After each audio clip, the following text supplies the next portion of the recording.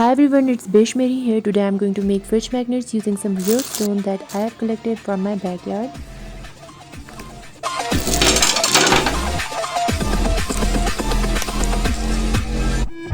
You can get free rocks from construction and excavation site and your garden, or you can buy a variety of shape and size from online store.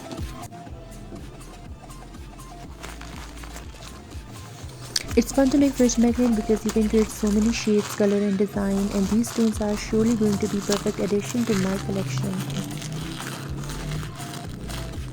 Stay with me till the end of the video and make your own fridge magnets.